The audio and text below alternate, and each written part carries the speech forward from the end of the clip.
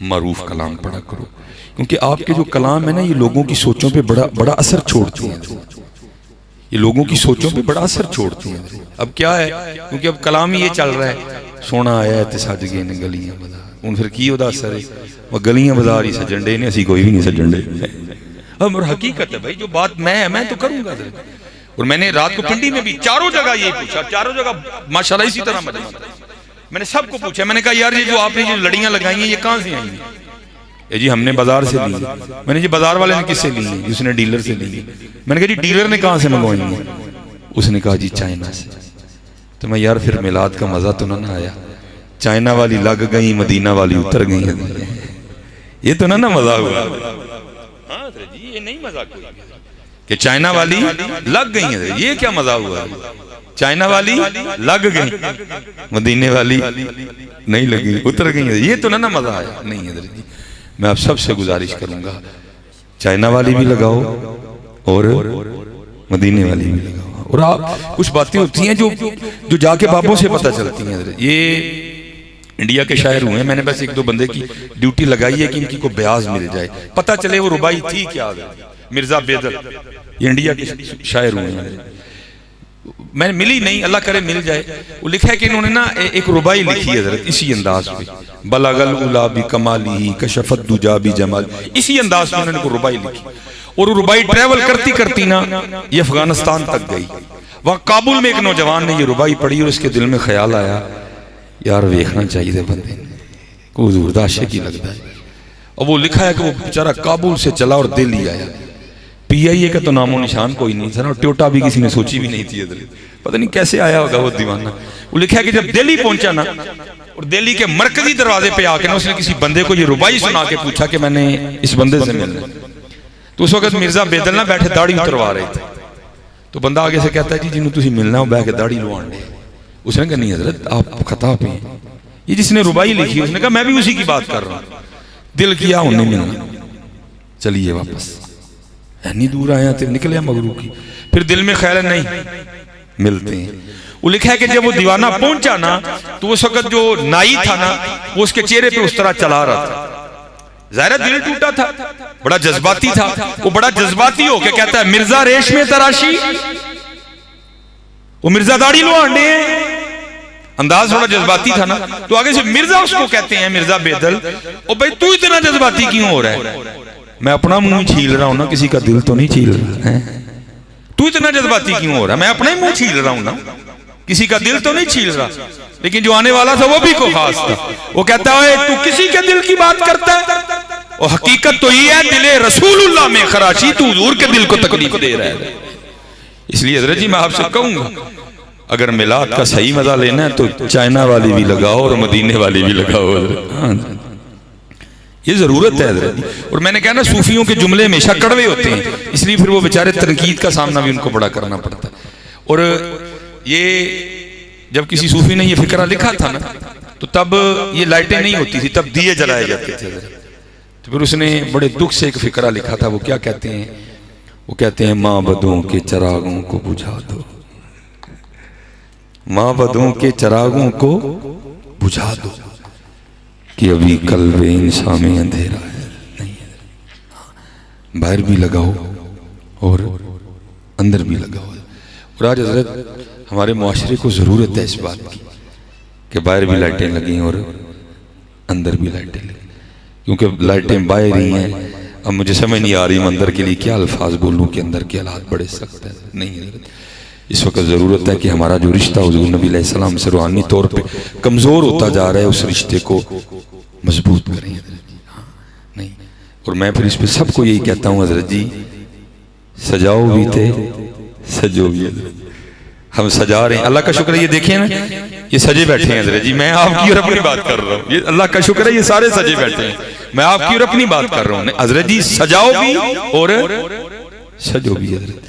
और मैं बस अब वक्त के इतना नहीं है क्योंकि, और मैं आपको दो तीन बस बातें मैं करके गोश गुजार चाहूँगा। और अल्लाह करे हज़रत ये रंग हम सब में चढ़ जाए, क्योंकि वो किस तरह सजे हुए थे। मैं उस दिन पढ़ रहा था कि जब हुज़ूर नबी अलैहि सलाम का विसाले मुबारक हुआ ना, हुज़ूर ने पर्दा फरमा लिया और जनाब सैयदना सिद्दीक़ अकबर रज़ी अल्लाह तआला अन्हु खलीफा रसूल ठहरे। तो जो जगह आपके लिए मुकर्रर की गई थी ना, वहां बैठे हुए थे। आया एक बच्ची आ गई और उसने आके ना रोना शुरू कर दिया। आपने उससे पूछा क्यों रो रही है? वो कहती मैं इसलिए रो रही हूँ कि हुज़ूर नबी अलैहिस्सलाम का विसाल हो गया। आपने फरमाया अगर तेरे रोने की वजह यही है तो फिर तुझे क्या बताऊं कि इस वक्त कल्ब अबू बकर का क्या हाल है। वो कहती नहीं, एक और वजह भी है रोने की। आपने पूछा वो क्या है? वो कहती है मैं यतीम हूं, मेरी माँ भी इंतकाल कर गई है, मेरी एक दादी है जो आंखों से ना बीना है, हमारी बकरियां हैं, उनका दूध बेच के ना हम गुजर बसर करते हैं। मेरी जो दादी है वो दूध निकाल नहीं सकती, मेरे छोटे छोटे हाथ हैं, मुझसे निकलेगा नहीं। रो इसलिए रही हूँ कि जब तक हुजूर नबी अलैहिस्सलाम अपनी हयात ज़ाहरी के साथ हम में मौजूद थे ना, अब रोज़ तशरीफ़ लाया करते थे और हमें बकरियों का दूध निकाल के दिया करते थे। ये रंग कहाँ है? ये रंग कहाँ गए? यहाँ तो जिसको हाथ लगाओ हर बंदा ही गुस्से में है। क्यों? क्योंकि हज़रत जी हमने सजा तो लिया, हम सजे नहीं कोई भी। कहा जब तक हुजूर अपनी हयात ज़ाहरी के साथ मौजूद थे ना, अब रोज तशरीफ लाया करते थे और हमें यार जरा शान देखो है महबूब, अगर आपको बनाना ना होता हमने अपना रब होने जाहिर नहीं करना था। शान तो देखो यार। पर मैं जब तक मौजूद थे ज़ाहरी हयात तैयबा के साथ रोज तशरीफ लाया करते थे और दूध निकाल के दिया करते थे। अब मैं इसलिए रो रही हूँ कि हुजूर नबी अलैहिस्सलाम का तो विसाल हो गया, अब दूध कौन निकाला करेगा? हैं जरा सुनो यारे गार व यारे मिज़ार, आप भी रो पड़े। और आपने फरमाया बेटी घबरा ना, हुजूर नबी अलैहिस्सलाम का तो विसाल हो गया लेकिन अबू बकर जिंदा है, और जब तक अबू बकर जिंदा रहेगा तेरी बकरियों का दूध आके अबू बकर निकाला करेगा। अल्लाह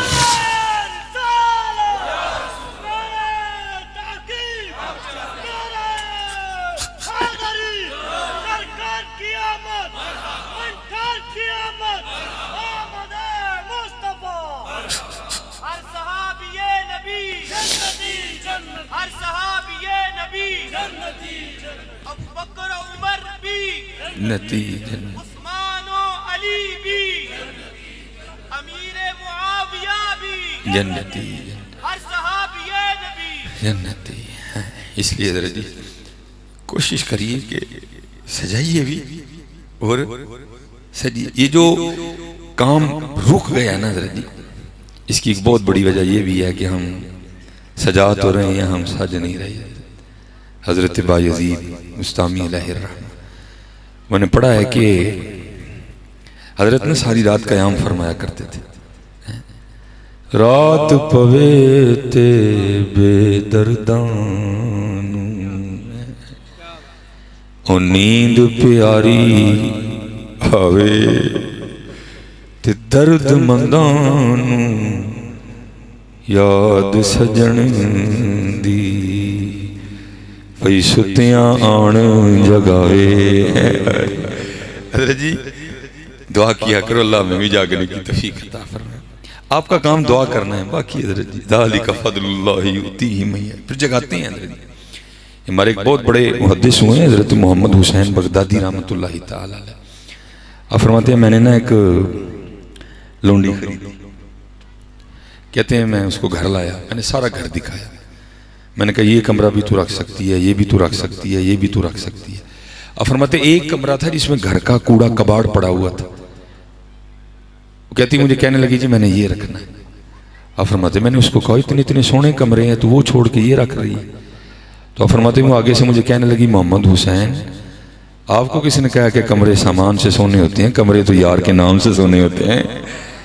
मैं जहाँ भी रहूँगी अपने यार का नाम लूँगी, कमरे सोने हो जाए। फरमाते हैरान मैं हुआ, एक लौंडी और इतनी बारीक बात। अब फरमाते मैंने कहा एक घर से बिक के दूसरे घर में जाने वाली है, किसी आलिम से सुना होगा इसने, उसने मुझे भी कह दिया। कहते बस वक्त गुजरता गया, उसके बाद बस काम से काम बस। कहते एक रात क्या हुआ, मुझे पेशाब की आदत हुई, और कहते जब मैं उसके कमरे के पास से गुजरा ना तो क्या देखता हूँ, उसके कमरे से रोने की आवाज आ रही है। कहते मैंने कहा कहीं उसको कोई तकलीफ ही ना हो। कहते मैंने दरवाजा थोड़ा सा खोल के देखा तो क्या देखता हूँ, कोई दर्द से नहीं रो रही, वो मुसल्ले पे खड़े होकर कुरान करीम पढ़ते रो रही है। और जी क्या लुत्फ होगा है सरगी के वक्त कुरान करीम पढ़ने का। आप फरमाते वो अंदर रो रही थी, मैं बाहर रो रहा था। वो तो रो रही थी ना कुरान पढ़ के, आप फरमाते मैं इसलिए रो रहा था, मोहम्मद हुसैन वो एक लौंडी होके जाग रही है और तू कितना बड़ा आलिम होके भी सोया हुआ है। आप फरमाते वो अंदर रोती रही, मैं बाहर रोता रहा। आप फरमाते जब सुबह का वक्त आए ना, मुनाजात का वक्त, तो वो दुआ क्या करती है, मुख्तसर करूंगा। या अल्लाह तुझे उस मोहब्बत का वास्ता जो तुझे मुझसे है। अल्लाह ये मजमून कुरान करीम में मौजूद है, युहिब्बुहुम व युहिब्बूनहु। अब फरमाते मैं उठ खड़ा हुआ, मैंने कहा ठीक है तेरे मामलात ज़रा मजबूत हैं, लेकिन अपने अल्फाज वापस ले और इस तरह ना कह या अल्लाह तुझे उस मोहब्बत का वास्ता जो तुझे मुझसे है, बल्कि इस तरह कह या अल्लाह तुझे उस मोहब्बत का वास्ता जो मुझे तुझसे है। आप फरमाते हो आगे से कहने लगी मोहम्मद हुसैन ठीक है आप बहुत बड़े आलिम हैं, लेकिन मैं अपनी बात पे अभी भी पक्की हूँ और मैं यही कहूँगी या अल्लाह तुझे उस मोहब्बत का वास्ता जो तुझे मुझसे है। आप फरमाते फिर मैंने कहा मैं भी इस तरह नहीं मानूंगा, दे दलील कि उसको तुझसे मोहब्बत है। आप फरमाते हो आगे से मुझे रो के कहने लगी मोहम्मद हुसैन इससे बड़ी और दलील क्या हो सकती है कि उसको मुझसे मोहब्बत है। वो मोहब्बत है तो जगा रखा है ना, वो मोहब्बत है तो जगा रखा है ना, तुझसे नहीं है तुझे सुला दिया। आप दुआ किया करो या अल्लाह तौफीक दे, फिर वो जगाएगा तुम्हें भी। हाँ आप ही भाई कितने उठाया जाता है, वही उठता है जिसको वो उठाते हैं।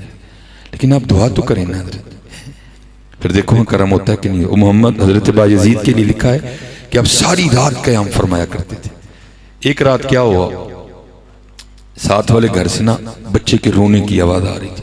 अल्लाह हजरत उनके खुशू खुजू इतने मजबूत थे कि मैं कहता हूँ लाख बच्चे भी मिल के रोए तो उसमें कोई फर्क नहीं पड़ता था, लेकिन दिल इसलिए घबरा रहा था कि बच्चा रो क्यों रहा है, क्या वजह है।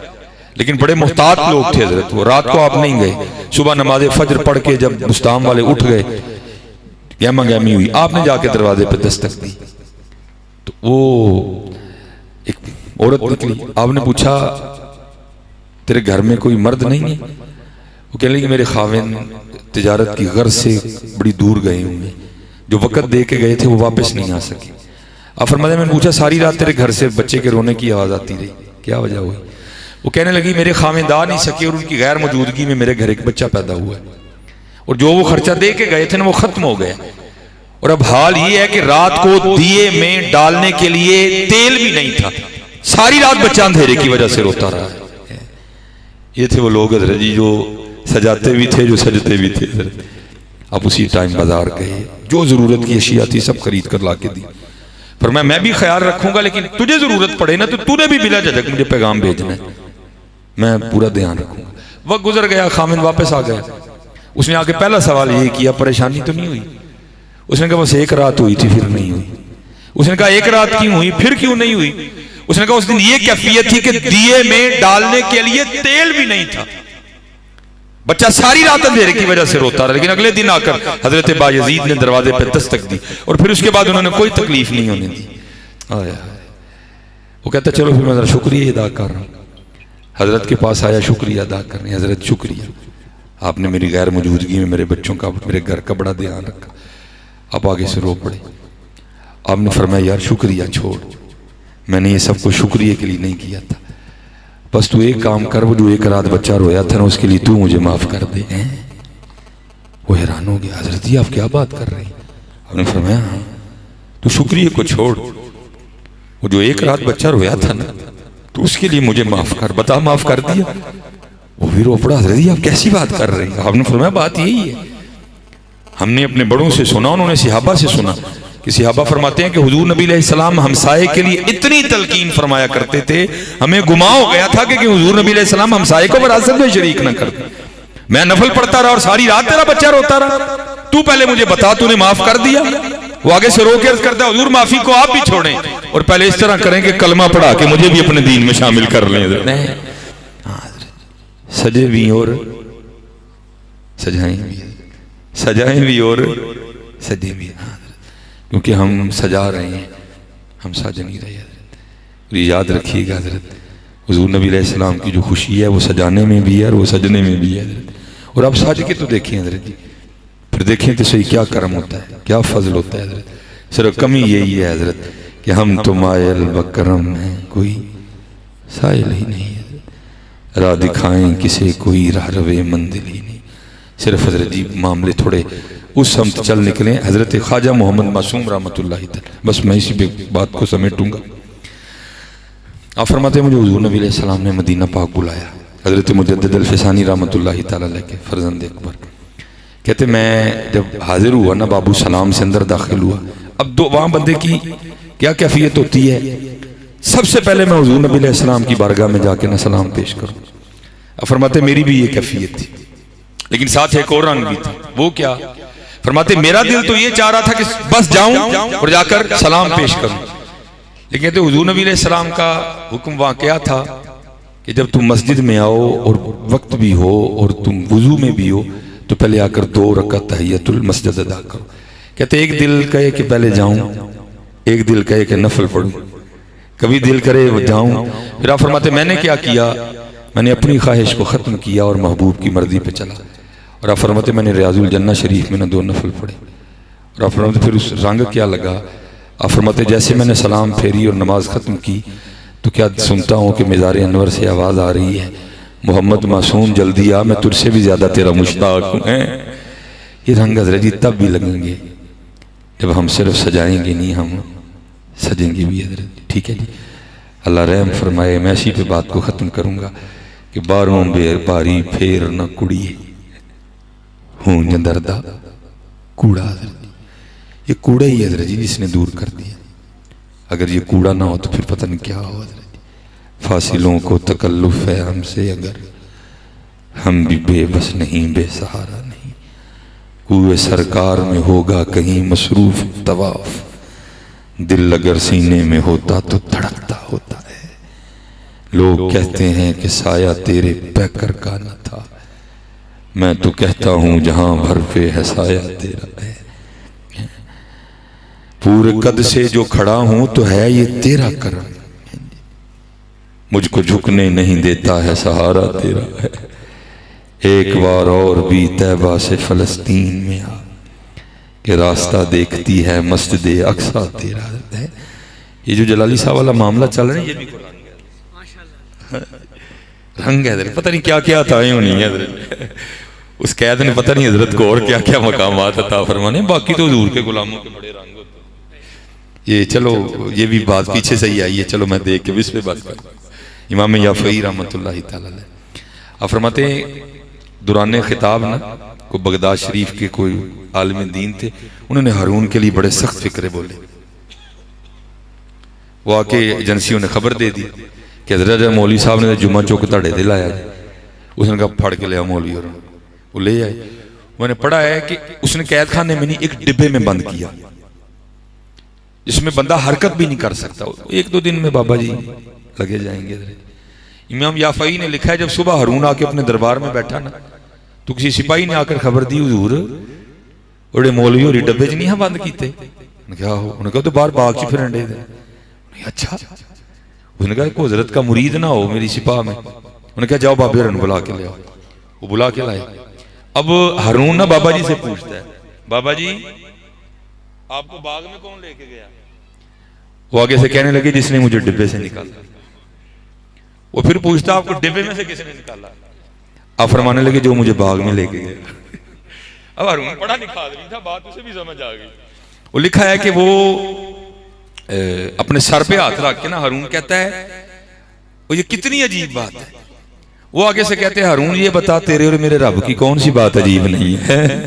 वो लिखा है कि हारून ने अपने वजीर को बुलाया और बुलाकर उसको कहता जो मेरा शाही घोड़ा है ना, जो मेरा शाही घोड़ा है वो लेके आओ और बाबा जी को घोड़े पे बिठाओ और पूरे बगदाद का चक्कर लगाओ और साथ एक बंदा पीछे ये ऐलान करता जाए ये वो है जिसको हारून ने जलील करना चाहा, अल्लाह ने इसको इज्जत दी और हारून को भी इसकी इज्जत करनी पड़ गई। हजरत है पता नहीं हजरत जी क्या अताएं होनी है, क्या क्या देना है उन्होंने। बाकी इंशाअल्लाह वक्त तो मुश्किल है, तकलीफ भी होती है हजरत।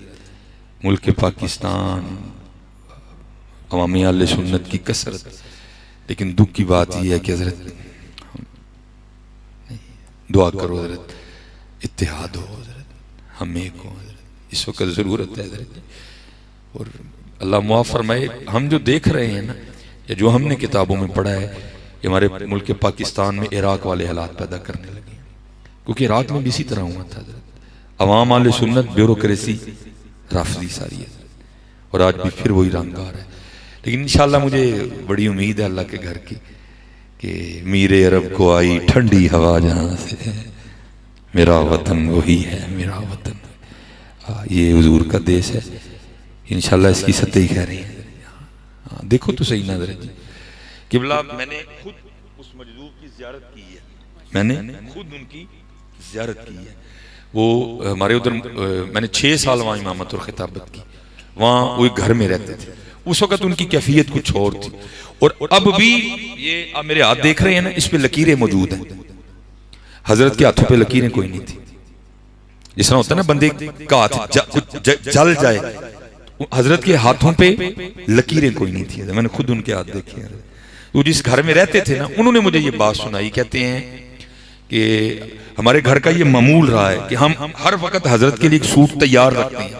1 दिन बाद आए, 2 दिन बाद आए, 1 माह बाद आए, हमने सूट तैयार रखा होता है। बस हजरत ने आना है, सूट बदलना है, फिर चले जाना। कहते जब 65 की जंग लगी ना, हजरत नहीं आए जितने दिन जंग थी। जब जंग खत्म हो गई तो आए, तो कहते हमने क्या देखा, हजरत के हाथ इतने इतने सूजे हुए, सुर्ख हैं और इतने इतने सूजे, मोटे हाथ। वो जो उस घर की बड़ी अम्मा थी ना, दादी थी जो, वो कहती मैंने इनसे पूछा साईं जी ये थानू की होया जी?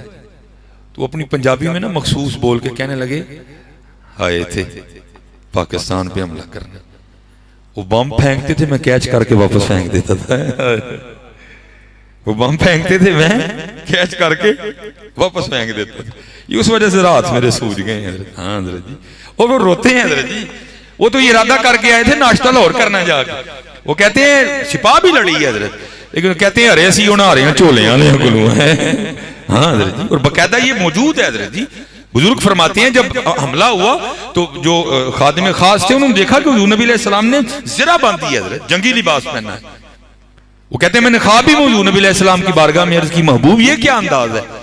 तो आपने फरमाया इंडिया ने मेरे पाकिस्तान पे हमला किया, मैं उसकी मदद के लिए जा रहा हूँ। अल्लाह, हाँ हजरत जी अल्लाह का शुक्र है पाकिस्तान के साथ आज भी हुजूर की मदद है।